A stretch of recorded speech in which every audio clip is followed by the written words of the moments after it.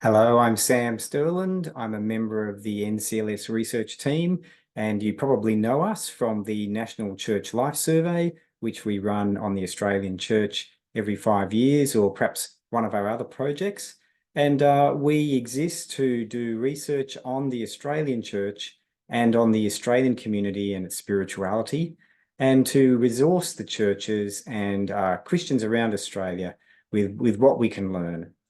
I want to share with you today some information about the Anglican Church in Australia, the Australian community, and matters related to evangelism that we have found from the most recent work that we've done. So allow me to speak to you for about 20 minutes on this subject, and I hope that you find this helpful as we work through some of our important issues that we can face today. I'm drawing from two sources. We have recently produced two resources, and these are the two resources that I'm going to be speaking from today. I'm not speaking to all of what we have in those resources. There's far too much there to cram into 20 minutes, but I'm going to speak to some of the highlights and the things that are really the most important things in my opinion as I've looked through them. But I invite you to read through these resources yourself. The first resource is about the Anglican Church and the National Church. And this is a profile of the Anglican Church in 2021-22 when we ran the National Church Life Survey and observations we can make from that in relation to 5 years earlier and in relation to the National Church. And the second resource that I'm going to draw from in the second 10 minutes is about the Australian community. We've run the Australian Community Survey since 1998. And I'm going to draw on some results from 2018, before the COVID years, onto 2022, when we were just coming out of the COVID period. And the reason we're doing this today is because we want to understand some of the strengths and challenges that face us in the church as we consider a renewed emphasis on evangelism in the Anglican churches, and how we draw people to belong among our church communities. I'm going to talk about two outcomes first, and these are outcomes that really are the big pieces of fruit that we should be looking to pick and to see how we can do our best work here. I'm going to talk to you about retention of youth in our churches and about attracting and retaining newcomers. So the first one, retention of youth. Why would I talk about this in an evangelism focused presentation? Well, of the 150,000 or so Anglicans who are in church weekly, a decent proportion of them are youth who are, let's say, under 15 years of age. Say 10 to 20,000 young people are in our Anglican churches every week around Australia. Is this an evangelism issue? Well, yes, I believe it is. Did you know that about 80% of church attenders say they came to faith before the age of 20? So in their childhood years or their teen years, most of us who go to church say we've come to faith in those years. And so it is an important thing for us to think about as we think about the youth that we have, because it's these formative years that most people make a decision to follow Christ and indeed to become a long-term member of the church. I'm going to show you a quick graphic from a fact sheet that we have. You can download dozens, if not hundreds of fact sheets from our website. If you go to our shop, they're free to download, and we have a lot of papers as well. Some things you pay for, but there's plenty of good resources for free. You can just type in and search there. And this graphic shows that when we asked a panel of church attenders, over 1,000 church attenders, who are the most significant people to show you what faith is about? The two most common things they say are my mother and my father. And it's interesting, those two figures, 59% and 40%, pretty much reflect the gender breakdown that we see in most churches, 60-40 females and males. And with similar figures, Australian church attenders are saying in 60% of cases, my mother was the most influential person, and another 40% have said my father. This is when they're just allowed to choose a small number of people from the list. So they could choose more than one. You can also see so many other family members in there. You can see a spouse, grandparents, peers or friends, and then you can see church workers of different kinds who are also attributed by many, many people as being really significant in showing them what faith was about and ultimately coming to faith. So the reason youth retention is so important is because it's part of how we look after our families in church and how we equip parents in particular to lead our children to faith. In the recent profile that we did of the Australian Church, here are the figures for the Anglican Church. We asked the parents, tell us which of your children still come to church with you and which no longer come to church or go somewhere else. It's a very detailed question. And the results here show that in the 0 to 14 age range of children, 88% of those children living at home with their parents are coming to church with their parents. So a great, great deal, nearly 9 out of 10. A small proportion attend elsewhere, so go to another church, perhaps down the road or off to a youth group or church with their friends. And 8% in that age group are not attending church anywhere. When we get to over 15, we can see the picture has changed quite a lot. And this is typical, isn't it? Because we know that children of that age are often allowed to stay at home and no longer have to come to church with their parents. And so we can see for the Anglican Church in 2021, the parents of children are saying that 40% of the children who live at home, age 15 and over, are going to the same church as their parents. Then there's a proportion, 14%, who are going somewhere else. And then there's the remainder, 45%, who the parents say are not going anywhere. So this is our youth retention picture in the Australian Church. You can see there for the Anglicans that it hasn't changed very much since the previous survey, but you can also see that it's somewhat lower than the Australian Church in general when we combine all the denominations together. So this is an important thing for us to consider in church, because retaining youth is the children that we already have, and it is an exercise in evangelism and nurture in their lives. When do we lose children then? If we're only retaining 40% of the children, when do we lose them? We did an age profile of when people have dropped out because our data is detailed enough to do this. And we can see here that children start to drop off in the early teenage years and less and less and less through to young adulthood there. And you can see by 25, the line is really starting to flatten out. And so it is in those early teen years in particular that children start to leave church and no longer go with their parents or in fact anywhere. We also know that boys stop attending sooner than girls do. And that certainly makes sense when we know about the 60-40 split of women and men. So there's something about the way we do church that is more appealing to girls staying than boys, and that's playing on through youth.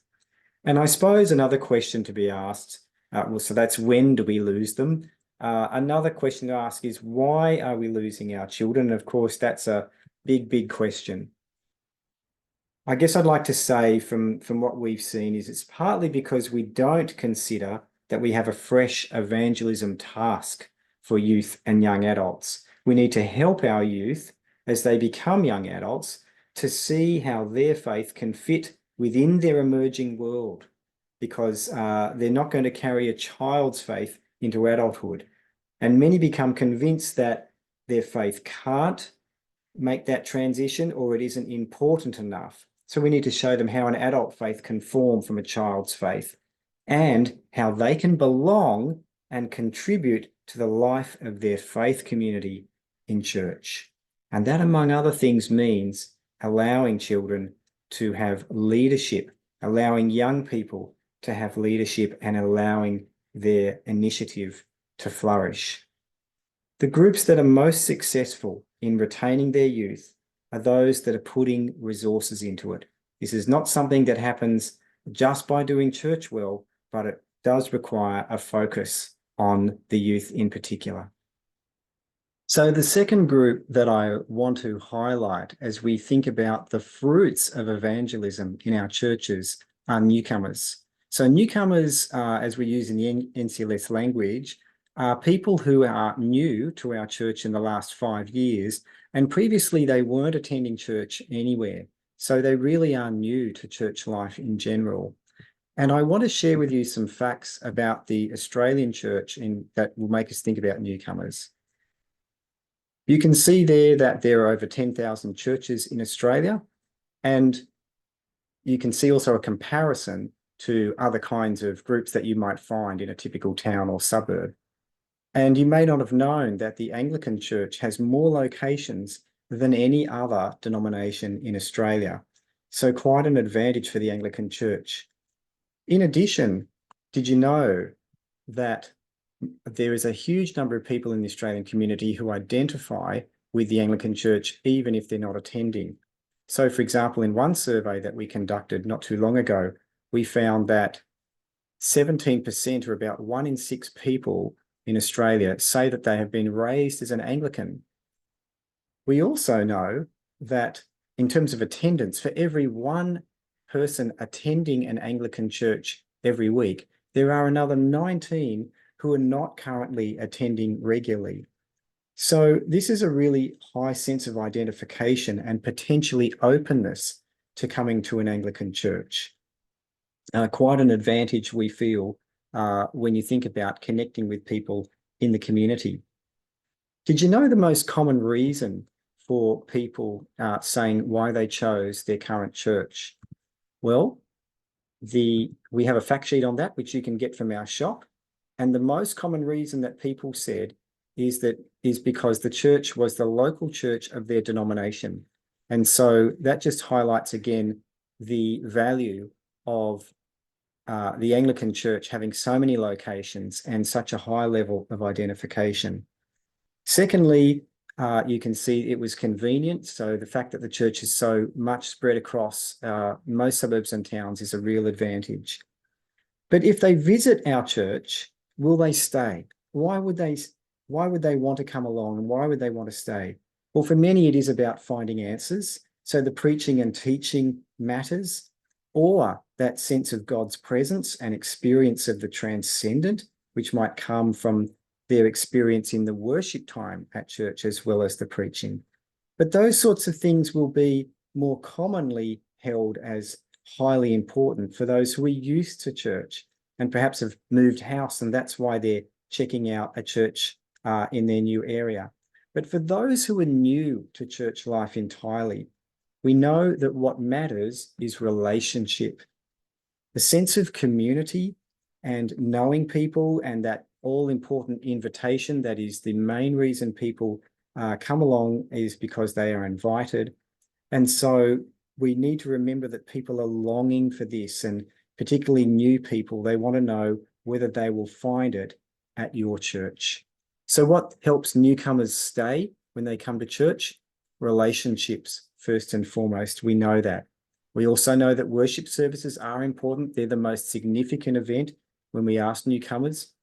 And they also said the most common thing for their reason for church attendance was that they felt something was missing. So as churches, we need to provide these 3 things if we want to see newcomers stay. And what do we need to understand about newcomers? Well, mostly, and these are really all just one fact said in different ways, that faith comes gradually, that idea of the dramatic conversion is more the exception than the typical experience of newcomers. And so we need to understand that they may not fit in and know how to behave straight away when they visit our church, that they're less dogmatic in their beliefs, that they are perhaps less involved. But most of all, I want to point out that newcomers don't tend to shop around. And why would they when they don't have a church background? They might say, well, I gave church a go and it wasn't for me. So it's so important when they come along that they do receive that welcome, that they do sense that this is a place where I'm going to find community. And we need to ask ourselves as churches, what is our posture towards new people who come along? Currently, in the Australian church, 6% of people who attend Anglican churches are newcomers. And that's actually a really good figure. And so we should be celebrating that there are, of course, are people in the community saying, I think I'll give church a go, and they're choosing Anglican churches. In fact, there's a significant number of amount of turnover and movement through our churches. 33% of people in Anglican churches are new arrivals in the last 5 years. So most of them, of course, have come from another church. They've switched or transferred from a church down the road or in another town when they moved. But 6% of those are newcomers with no church background. Did you know that the newcomer levels in the Anglican Church have always been higher than the Australian average across denominations? And across Australia, in the last survey, we have seen that figure fall in all denominations, no doubt because of COVID. And so you can see there for the Anglicans that the figure has fallen slightly since the previous 5 years. And we put that down to the COVID period because of the many restrictions and also the hesitancy that many people have felt about whether they want to come to church. And so churches have a challenge ahead of them now as we come out of that time. Will that figure rise again? So as we think about newcomers and how to connect with them, we're going to now turn to thinking about the Australian community. And I'm going to show you some highlights from the other resource that we've recently produced. And they are facts about the Australian community from the surveys that we've conducted over the last years.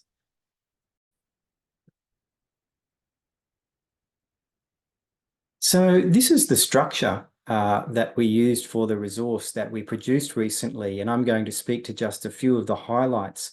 But if you want to look at more detail that's there, I encourage you to go and look at the resource that we produced for the Anglican Church on the Australian community and spirituality and openness to church.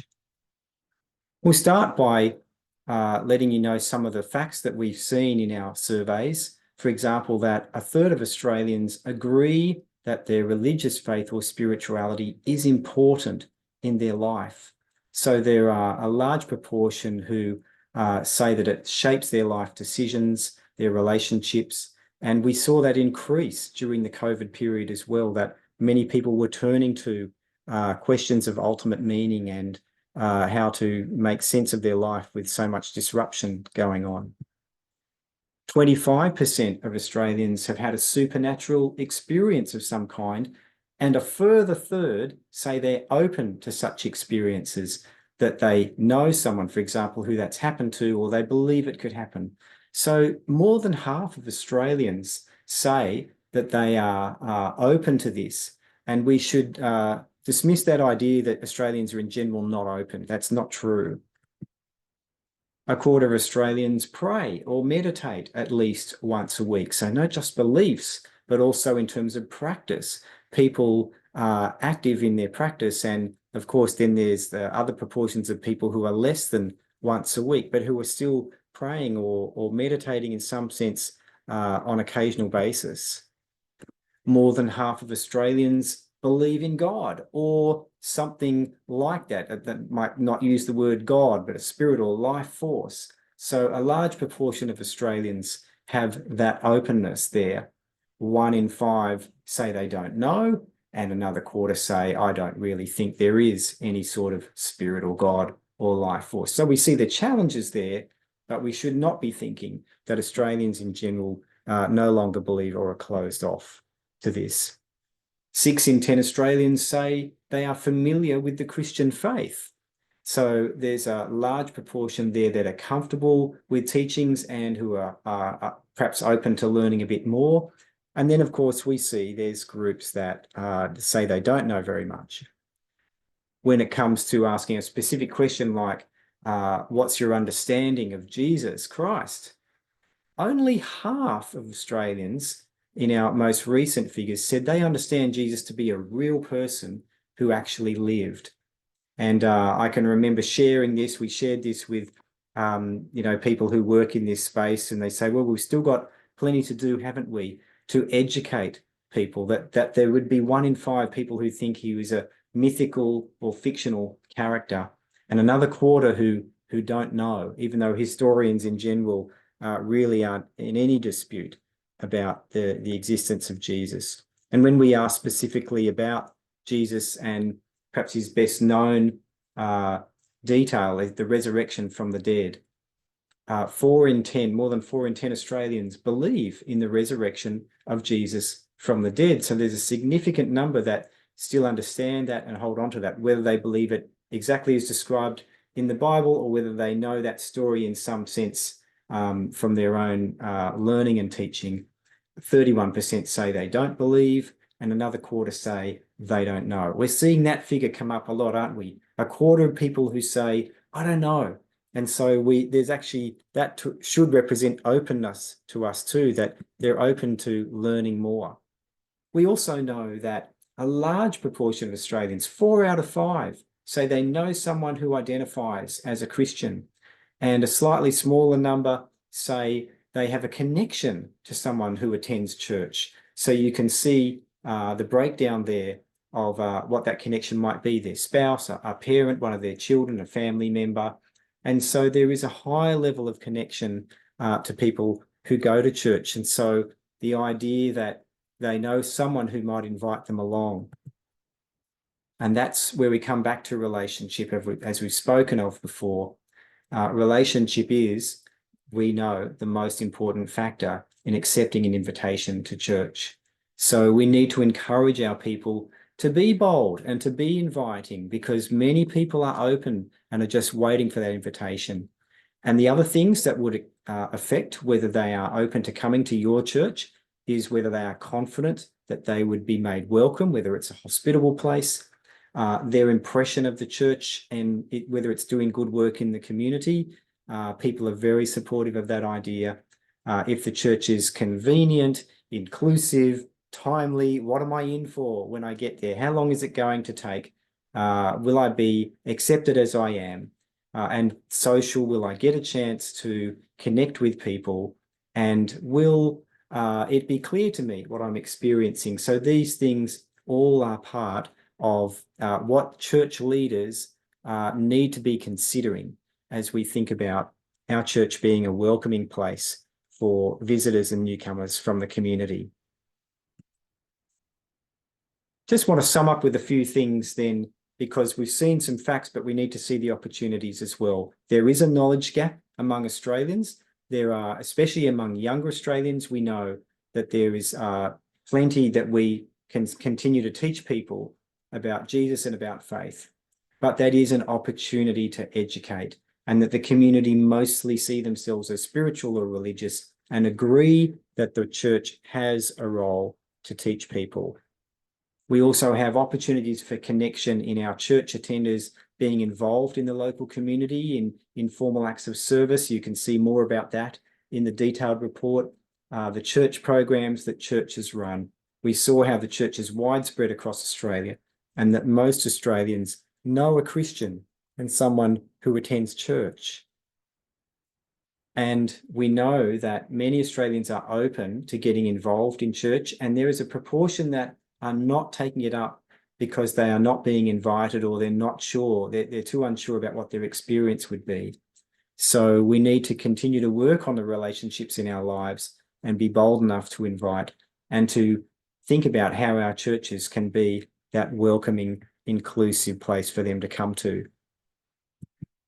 So I'd like to conclude this time by thinking about what contributes to the success of connecting with the local community, integrating people, and holding on to our young people. The answer is the health of our local churches. Those foundational areas of health, personal faith and discipleship, worship corporately, and belonging are so important for our long-term attenders as well as for our new people. We know that people are longing to belong and are looking for community as they're checking out church. The outward focus of a service to the community in programs or individually, faith sharing, people willing to talk about their own story boldly and to invite friends to church and to social events, and the inclusiveness of church when it comes to welcoming new people and also caring for those on the fringes. And also those leadership-related qualities that we have outlined as vision, whether the church has a clear vision for the future, whether it is open to trying new things and innovation, and whether there is a leadership culture that encourages leadership in others and contributions from others. These are areas that new people are also looking for. They want to know what this church stands for, what its values are, and particularly if they have no church background, they want to hear something explicit quite often about the values of the church and where it's going. So I know that these figures are important for the Anglican Church to look at for the bigger picture, but also for the little picture in the local church. The NCLS figures are so useful for a local church to sit down and look at their own results and say, which of these qualities should we be having a conversation about in this church as a leadership team or as a wider church? So I encourage you to do that on a local level as well as at a diocesan or at a national level. So I hope that you've been stimulated by what we've looked at today. I imagine you've been challenged in places, but I hope that you're encouraged as well, because there are great opportunities there. And I trust that you'll use these figures in your conversations, and you'll be challenged and also prayerful as you think about how to connect with your local community and for your churches, your local communities of faith, to become welcoming communities for those around you as well.